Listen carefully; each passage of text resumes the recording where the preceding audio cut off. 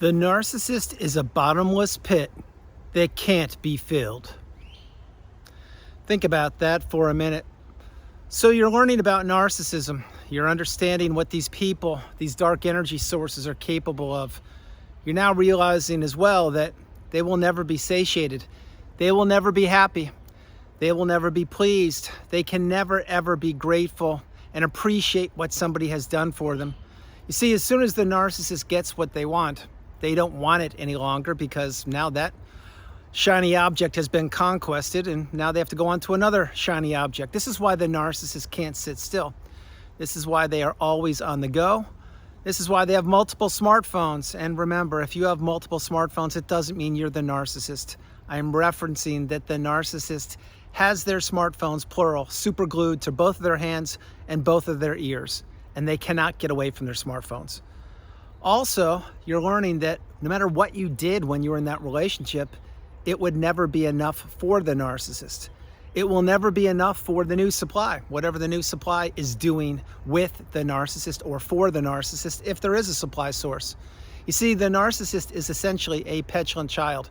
They're trapped in that tiny little mindset that never fully developed. It never grew the way you grew. This is why the narcissist is incapable of change. You see, the changing mindset for the narcissist, that ship has sailed. When they were younger, if they were taught right from wrong with boundaries and with, let's say, rules or being grounded or having to pay for their consequences for their poor behavior, well, then perhaps things would have been different. That's not reality, though. Reality is the narcissist was never, and I mean never, taught properly on how to behave. Or if they were, they still skirted the system. They still looked for shortcuts. They still thought they were smarter than everybody else. They still believed they were entitled.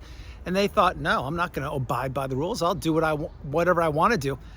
Heck, I'll make my own rules. And that's how the narcissist has been living their life since they figured out what energy is, what toxicity is, and that they are going to be on a constant search for empaths or for people who don't know who they are. All of these things I'm sharing are things you didn't know. How could you know that the person you fell in love with or the person you're committed to or your parent, if they turned out to be toxic, or your roommate or your sister or brother, whoever it was, how could you know that they never cared about you and that secretly behind the scenes, behind the mask and under the guise of them actually caring for you, they had disdain for you. They were envious of you, jealous of you. That's why the narcissist is hollow. This is why they're shallow. This is why these creatures, they are bullies, they're cowards, and they don't care about any person in particular. They care about capturing that person and trapping them and tricking them and blaming them and maneuvering them and shifting their energy and the trajectory of their life into whatever direction they want to shift it into. No good deed goes unpunished when you're in these toxic narcissistic relationships, which means the bottomless pit that is within the narcissist, it can't ever be filled permanently. It can be filled for an hour. It can be filled for a day. It can certainly be filled for a weekend, maybe even a week. Let's push it to the limit. Let's say they can get satiated for a month. That is not true, but let's say for this part of the video that, yeah, they can be satiated for a month. Well, even if that were true, and it's not, because the narcissist changes any direction, any which way the wind blows, but even so, after that month, what would they be doing? The mask would slip off, they'd get bored, they'd get jaded, they'd have to fill the bottomless pit again with what is known as supply. And this is why the cycle just continues to go on and on and on. This is the narcissistic abusive cycle. This is where you were trapped. You were right in the middle of this cycle. You were right in the middle of a hurricane. You were right in the middle of a tsunami. You were right in the middle of a hornet's nest. You had no idea about any of that. All you knew is that things were deteriorating. Things were not improving. They were getting worse. And the more you gave, the less the narcissist paid attention to you. The more you gave, the less you had. The more you gave, the more you gave, the more they took advantage of you and took you for granted. And you were trying to get back to the beginning of that relationship when, as we now know, it's called the love bomb or the euphoric stage. You could never get back there for anything other than, let's say, a couple hours, maybe a day, maybe a weekend. I doubt it. But once the narcissist sinks their dirty fangs into somebody, and once the narcissist knows that that person's caught up in the narcissistic fog, the trauma bond, the devaluation stage, and so much more, then they pull back because they don't want to exert any more energy into that target because they don't need to. The narcissist uses their energy very, very specifically, which means this. Think about the smartphones that I shared earlier with you. Why do you think they're on their smartphones so much? No, it's not because they're watching narcissistic abusive content and they're trying to heal. Quite the opposite. They're watching narcissistic abusive content trying to figure out what the next move are because they know their days are numbered. Now, having said all those things, the narcissist has that bottomless pit. It's a huge void. The void is bigger than the Grand Canyon. It's bigger than anything that's physically visible on this planet. That void cannot be filled permanently. It's impossible. This is why the narcissist, once they tie somebody down, and I'll give you an example in a moment, that's when they really begin to pepper that person with abuse. But they also go out in the exterior of the world. They go out of the front door, usually, or on social media, or on their smartphone, and they begin to look for other people. Why do you think the narcissist, once, let's say they got married, let's say the narcissist married you as an example, why do you think A, they would marry you, but B, they would treat you so poorly, and C, they would treat everybody better than you? Well, now you're understanding. The reasons are, number one, if you married the narcissist, you were committed to the narcissist and you took your vows very seriously, as did I. But to the narcissist, your wedding vows and their wedding vows were nothing but a license to abuse you. Once the wedding ring is on your finger or their finger, the cake is cut, the guests have gone home, and all the presents have been unwrapped, and the narcissist put all the money in their bank account, not yours, well, that's when they now know they have you, because it's too late. Because the narcissist knows exteriorly, on the outside, that you just got married. So very few people will be strong enough to kick the raging narcissist to the curb after they get married, although that is changing in this present day. But again, to finish the example, if they know that they have you as built-in supply because you married them, now they don't have to put any energy into you because you will be doing whatever you can do to keep that relationship afloat. And that relationship that I'm referencing during this example, it was an unattainable relationship, which means it was going to end. It had an expiration date. Side note, pro tip. There are other YouTubers out there that are now saying that the exact expression that I coined years ago, 4 or 5 years ago, which is expiration date for the narcissistic abusive cycle. In the early days when I mentioned that and I coined it and came up with it, people were like, whoa, that's a little rough. Well, years later, now other people are using it because they're developing and they're using the lexicon that I created because no one else had the intuition or the foresight or the fortitude to come up with that term. And there are hundreds of terms I've come up with. And no, this video isn't about me. It's about changing the culture, changing the lexicon, changing the mindset, and having us all on this planet, all healthy, stable people, specifically empaths, or people who are trapped and captured in the narcissistic abusive cycle, having us have control of our lives, having us understand that we are the priority. We come first, second, and third. And so when each and every narcissistic relationship has an expiration date, you now know that. Now other YouTubers are understanding that. Whether they were in the cycle or not, they probably didn't figure that out until they watched some of my videos. Any way you cut it, this is changing the lexicon of the planet. And that's what we want to be doing. We want to be continuing to grow, continuing to understand that we are the powerful ones. We are what the narcissist looked at as a fuel source, but in real life, we are the beautiful, bright, shining light.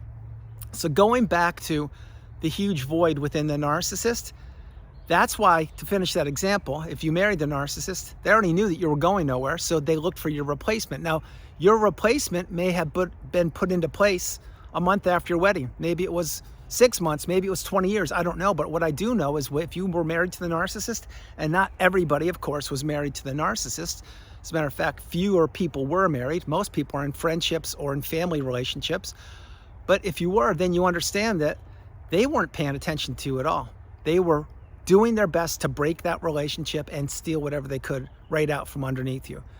Now, having said all these things, the narcissist is trapped in their own cycle. They're trapped in their loop of misery, their loop of deception, their loop of miscommunication, misrepresentation, and misinterpretation. Because the narcissist was committed to not understanding you, not listening to you, peppering you, peppering you with abuse, taking you for granted, and eventually burning you out. I shared this again recently in videos. I'll say it again. Picture a battery for your, the old school, let's say a battery for a flashlight. Well, when the flashlight would run low, it didn't have the strength to shoot out the beam of light, what would you do? You'd take the batteries out, and unfortunately in the old days, you'd throw them away and you get new batteries. Well, now you have rechargeable batteries, or maybe they're solar, but that's what the narcissist did with you. It's what they did with me. They want to wash, rinse, repeat. Once they get a battery, i.e. supply, in their life, they will burn that battery out to the fullest they possibly can. But it's not just to burn the battery or the person, the supply source out. It's they don't want that person to exist. They don't want that person to ever put themselves back together. They don't want that person to heal, and they don't want that person to live to tell tales of the truth as to what happened. This is why this is imperative that you get the message. This is your life. It's not a movie. This is your life. It's not a documentary. This is your life. It is not a mini-series. You need to take this very seriously. So if you haven't gone no contact yet, you should ask yourself one question. What are you waiting for? If you can't do it right now, I understand. Just take your time, get ready to develop, create, and execute your exit plan. And when you're ready, go no contact. If you've done it, you already know that it served you very well. But that bottomless pit within the narcissist, think about this. Let's pause for a quick moment and let's give you an example of what you were doing when you were in that relationship. Let's say that you got a pay raise or a promotion, or you just were in a great mood for some reason, whatever it was. Maybe you were looking forward to a peaceful weekend of R&R and just taking it easy and chilling in the hammock and having an iced tea or whatever. You just wanted to just relax. But you were in the household with the narcissist, no matter who they were to you. What would they do? They would figure out, oh, it's the weekend. Oh, you're not working?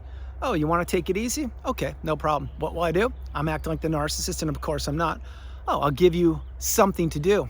I'll claim that you have to pick up the laundry or pick up the dry cleaning from halfway across town on a Saturday morning to start you off that way. And you'll be saying, what are you talking about? We haven't had that dry cleaning in 3 months. We don't have to pick that up today. And they'll say, no, I need it. It's very important. And then what do? That's how your day starts. Next thing you know, you're in traffic, you're going to pick up the dry cleaning. It's closed for whatever reason, you're frustrated, you come back, or you're on your way back home, you call them, say, hey, it's closed, you want to grab me, should I grab any food or anything? And they're like, no, I'm good, everything's fine. You go back home, and then they give you a hard time because the dry cleaner was closed. And of course, you were supposed to know that, you should have known it. But notice, you chilling in the hammock in the iced tea, that's long out the window. And now, just when you pull up the car back in the carport, you're telling them what's happening, and are they looking at you or paying attention to you? No. What are they gonna do? They're gonna say, actually, you know what? I am really hungry. Maybe if you go out and grab me a couple subs, or maybe if you go out and grab whatever the food is, that way we can sit down and have some lunch. And you're thinking, wow, okay, well, this could be a good opportunity. That's great, let's do it. And they're like, well, I'm gonna grab a shower. You just go get the food, and I'll be here when you get back home. Well, what happens? You go like a good little soldier. You go, order, you place the order, you pay for the order, you pick up the order, you tip the people, you get back home, and what's the narcissist doing? They're on their smartphone, they haven't grabbed a shower, they say, just put it down over there, I have to talk to my brother or sister, or I have to do something, and now you're deflated. What happens? They're doing this all on purpose. They're doing it deliberately. They're trying to blow up your weekend because there's a huge void within them, and the only fuel they can get is from ruining your weekend. I hope you're following this. So now what do? You say, okay, well, I'm actually hungry now, so I'm gonna eat. And you eat, and they're still on their smartphones, plural, doing nothing, but now you've eaten. And then as soon as you're done, what do they say? Hey, I'm hungry, let's eat. And you're like, well, I just ate. And they're like, you didn't even wait for me? What's the problem? You couldn't wait 15 minutes? See, you can't win. You could never win when you were with that creature. You can never win when you're near these people. The dark energy was all around you. You didn't know back then what you know now, but this is an example of how they have a void. They have a bottomless pit, a huge hole within them. They will never be happy. And mainly, they don't want you to be happy. Think about it. Let's talk about money for a quick moment. I've shared this for years. I'll say it again. What does the narcissist love more than money? They love your money more than money. And when your money runs out, that's usually when the narcissist runs out.